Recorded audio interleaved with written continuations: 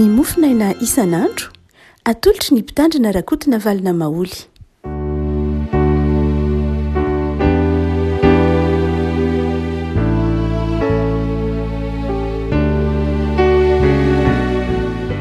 Falabarabatsika revako malala tratry ity talata fa 20 ny volana aprily ity ny mofinaina voalahatra antsika dia ny boky ny salamo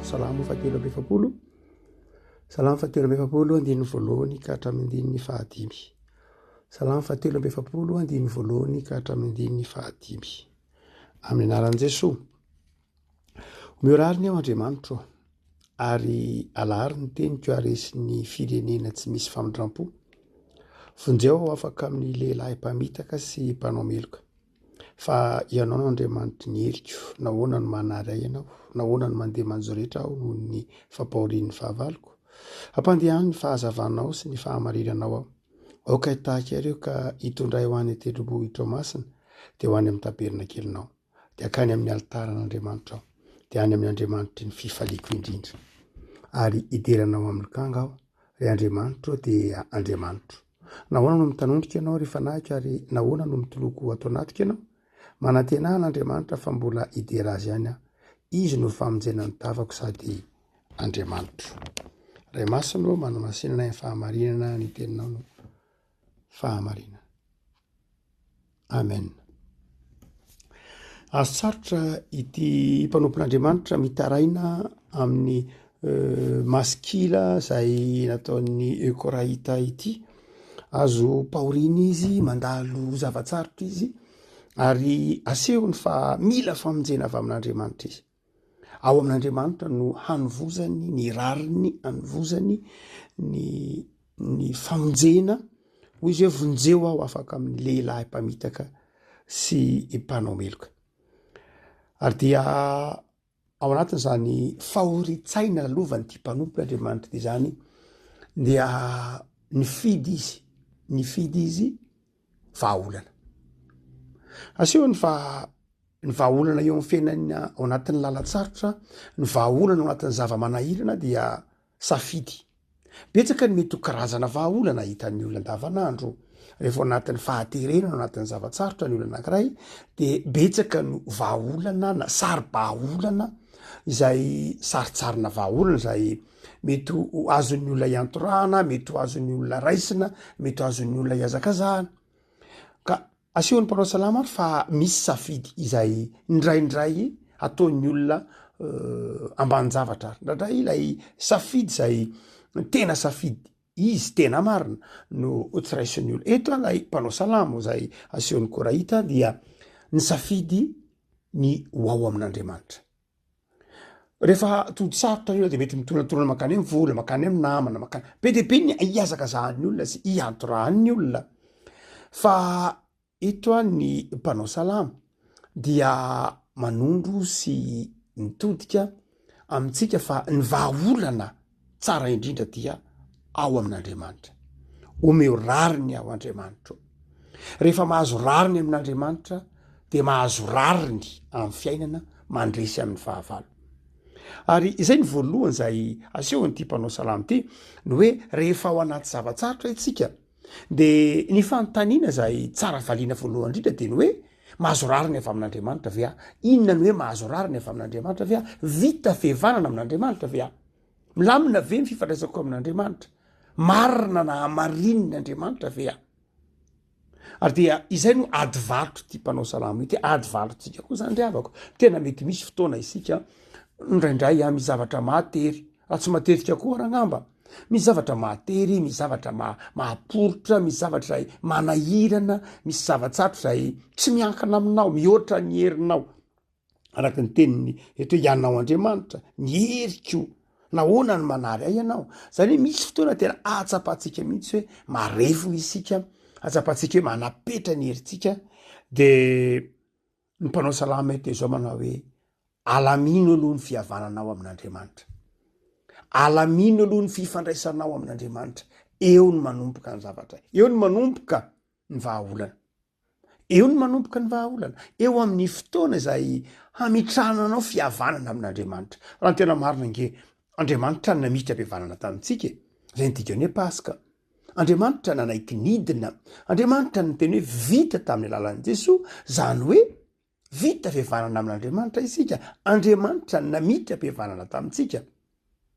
No zany dia mampahery antsika itony salamy tony, mampahery antsika itony salamy tony hoe eo amin'andriamanitra atomboka ny vahaolana, amin'andriamanitra ny vahaolana voalohany indrindra, ao anatin'izay mety ady sarotra lalovantsika. Fa na eo amin'andriamanitra lay vahaolana, zay zany foto-kevy dehibe, zay lay foto-kevitra asehon'ny salamy hoe marina foana, ny hoe rehefa ao amin'andriamanitra ianao de andriamanitra vahaolana, tsy mampitondra olana, mety olana ny fijerinao azy fa vahaolana io amin'andriamanitra. Sangy rehefa anatin'ny fahaterena isika de tsy zavatra akapokapo be ny zavatra fotsiny no entina amin'andriamanitra. Ny mpanao salama de milaza amin'ny fantatro ny zavatra angatahako amin'andriamanitra, fantatro ny dikany amborahako ny mavesatra amiko amin'andriamanitra. Ary dia manana zavatra vitsivitsy eto ilay mpanao salama manankina ny fiainany amin'andriamanitra izy, tahakatsika hoe manapa-kevitra ino, fa tsy hoe manapa-kevitra ino isika dia tsy manana zavatra hotansaina amin'andriamanitra intsony, tsy manana zavatra hangatahana amin'andriamanitra intsony, tsy manana zavatra irina sy nofisina ao amin'andriamanitra intsony. Fa rehefa manapa-kevitra ino isika de izao mitondra ny fiainantsika miaraka amin'andriamanitra. Fa izao kosa misy lafiny zavatra manokana izay hoetika amin'andriamanitra rehefa anatin'ny fahaterena isika. Dia ny angatahany voalohany de zao manao hoe ampandehano ny fahazavanao, ampandehano ny fahazavanao.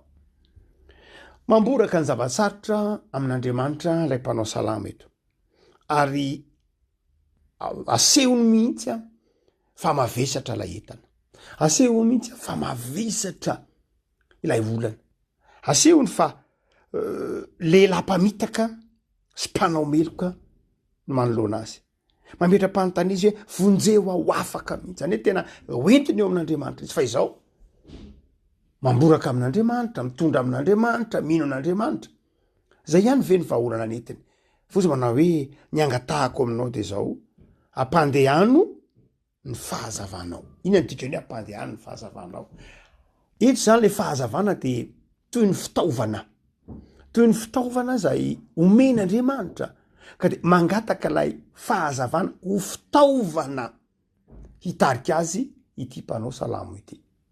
Le avako hotsika hoe rehefa anatin'ny ady sarotra isika de mitady vahaolana, de neny mpanao salama eto zao izy manao hoe omeo any fahazavanao andriamanitra, ampandehano ray fahazavana, ampandehano amin'ny fahazavanao io. Ny dika le teny hoe ampandehano amin'ny fahazavanao de zao milaza zavatra roa lehibe. Voalohany de zao ho fantatro ny zavatra rehetra manodidina, ho fantatro. Rehefa eo ny mazava de miarihary aminao ny manodidina rehetra, miarihary aminao ny hafetsen'lay fahavalo, miarihary aminao zany lay fandriky ny fahavalo, miarihary aminao ny teti-dratsy ny fahavalo, miarihary aminao ny fitaovana ampiasainy, ary miarihary aminao koa ny herinao, ny fitaovana eny ampelantananao, miarihary aminao ny zavatra manodidina anao, miarihary aminao ny zavatra azonao ampiasaina.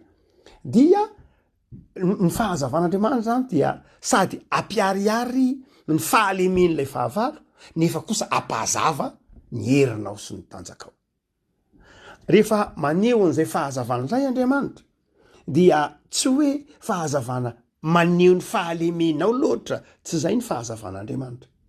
Andriamanitra rehefa mitondra fahazavana eo amintsika dia maneho ny heriny eo amintsika, ampahafantariny atsika ny mampamarefo atsika, saingy asehon'andriamanitra atsika kosa ny herintsika, ary asehon'andriamanitra atsika ny mampalemy ny fahavalontsika.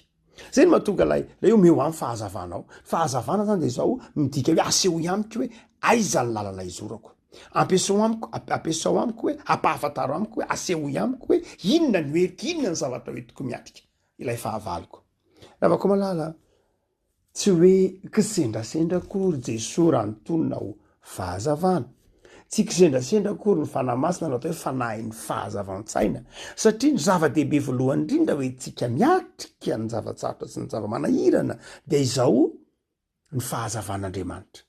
ho fantatrao ny dikany zavatra rehetra manodidina anao. Aiza anao mampiasa ny manodidina anao, aiza anao mampiasa ny fitaovany eo ampelantananao, ny fanomezam-pahasoavanao, ny zavatra rehetra zay nomena Andriamanitra anao. Fa ny faharoa de zao koa ny dikany hoe ny fahazavanao rehefa tonga ilay fahazavana de zao vonina iasa. Zany hoe ataovy mazava amiko tsara Andriamanitra ny tokony atao, fa izaho kosa handray ny andraikitra. Ny olona zay mahita ny fahazavan'Andriamanitra de olona tsy hoe olona tolora-potsiny na donim-potsiny na tsy manao na inona na inona, fa satria mino izy no azavain'Andriamanitra aminy tokony atao, no azavain'Andriamanitra aminy fihetsika rehetra tokony atao, ny zavatra maro samihafa hoety miatrika de zao vonina Andriamanitra ny asa. Ny salamo moa dia matetika ataon'i Davida dia salamo zay mampandray andraikitra, mampandray andraikitra. Satria rehefa tojo ao anaty zavatraritra ny olona de ndraindray heveriny hoe tsy mila manao ninina. Tsia mivavaka sika mangataka ny fahazavan-tsain'Andriamanitra, ahafantaratsika ny hoety miatrika ny zava-tsarotra. Hoy Andriamanitra hoe ay tokony mankary amin'ny dokoteria zany, men'Andriamanitra fahazavan-tsaina ianao, tokony mihinana zao fanafody zao zany, tokony mandeha mitady asa zany, tokony manampy formation kely zany miasa, tokony mila manao investissement kely ndray zany, sy ny sisa rehetra. Zany tsy hoe tsy ilaina akory, fa ny fahazavan-tsaina omen'Andriamanitra, ny fahazavan'Andriamanitra no mahatonga anao mahafantatra hoe tokony anao an'izao azany. Ravako ao anatin'ny zavatsarotra mangata fahazavan-tsaina amin'Andriamanitra, ary mivonona andray andraikitra, mivonona hitondra ny fiainanao hiatrika ny zavatsarotra miaraka amin'Andriamanitra, ary ataovy eo alohanao Jesoa. Fa ny fitaovana faharoa no angatahany ity mpanao salamo ity, de izy manao hoe ny fahamarinanao, lay fahamarinan'Andriamanitra. Zany hoe Andriamanitra dia marina, ary rehefa miteny hoe marina Andriamanitra de zao miandany mandrakariva am'izay voany tsindry azo lena izy, miandany mandrakariva am'izay mila famonjena izy. De hoy le mpanao salamo hoe ireo no hitarika ka hitondra ho any amin'ny tendrombohitra masina de ho any amin'ny taberna kelinao. Ireo no hitarika ho amin'ny fandresena de zao ny fahazavanao sy ny fahamarinanao. Rehefa mitentsika fahamarinan'Andriamanitra dia zavatra anankiroa koa izy teviny izay. Voalohany de zao ny fahamarinan'Andriamanitra de midika hoe famindrampon'Andriamanitra. Andriamanitra marina fa Andriamanitra mamindra fo. Eo am-panatanterahana n'ilay fiatrehako ny asako Andriamanitra, eo am-panatanterahana n'ilay zavatsarotra lalovako, eo am-panatanterahana zay vahaolana zay omenao de zao miandany amiko amin'ny famindramponao. Zany ny dikany. Tsy hoe miasa de miasa rery, fa miasa eo ambany famindrampo, miasa eo ambany fahasoavana. Ravako ny zavatra mety mahatery anao, mangatany fahazavan-tsaina, fa mangatany famindrampon'ny tompo. Amindrao fo tompo am'izay zavatra mba ataoko, am'izay heveriko, zay tarianao vahaolana zao amindrao foa. Fa rehefa miteny hoe fahamarinana koa de zao midika fiandanin'Andriamanitra. Ny fahamarinan'Andriamanitra de midika fiandanin'Andriamanitra aminao. Mamindra fo Andriamanitra. Fa rehefa miatrika ny zavatratra de zao tsy any amin'ny fahavalonao izy akory, fa any aminao. Tsy ao anatin'ilay zava-manahirana anao akory Andriamanitra, fa ao anatinao ahafahanao miatrika ny zava-manahirana. Avako. Ao anatin'izao vanim-potoana iainantsika zao de betsaka ny kristianina manana zavatra sarotra lalovana isan'andro zany. De manaova tahaka ny mpanao salamo hoe omeo rary ny Andriamanitra, ary ampandehano ny fahazavanao sy ny fahamarinanao. Ary inona ny vokatra? Inona no terak'izay? Rehefa mahazo rariny amin'Andriamanitra ianao, omen'Andriamanitra anao le fahazavana, fahazavan-tsaina, fahazavam-po ahafahanao miasa, ary tsapanao ny famindrampon'Andriamanitra sy ny fiandanian'Andriamanitra. Inona ny akon'izay? Fifaliana. Inona ny akon'izay? Fanantenana. Inona ny akon'izay?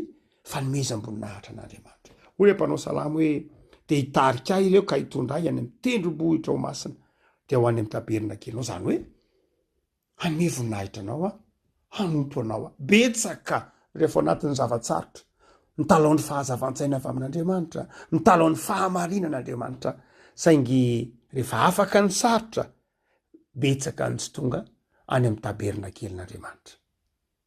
io sotra masina efa nytenany zany ray mandeha jesona nasitrana boka folo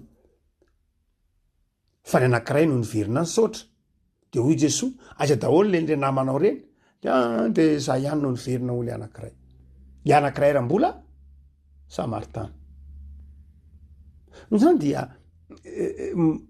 ndraindray isika amin'ny fiainatsika ndraindray isika mahay metoraka amin'Andriamanitra rehefa ao anatin'ny zavatsarotra tsy maninona koa zany tsy tsaranao am'zany mihitsy Andriamanitra miaino anao foana satria tiany ianao fa izao mba tongave ao am'le taberina kelin'Andriamanitra mba tongave ao am'le tendrombohitr'Andriamanitra mba tongave mitondra fifaliana ao amin'Andriamanitra hoy le 9:4 hoe dia akany amin'ny altaran'Andriamanitra dia any amin'ny Andriamanitra ny fifaliako indrindra rehefa mifaly ianao fa nahazo valim-bavaka de mandana mifaly any an-tranon'Andriamanitra aza mionona amin'ny fifalianao atokantrano hoe fahasoavanao Jesosy natoy izao de mifaly de misakafo de aza mijanona amin'izay fa mba mandehana makany amin'ny altaran'Andriamanitra mba mandehana mifaly ao amin'Andriamanitra afaka malala enganila Jesosy Kristy am'izay Andriamanitra tianao namonjy anao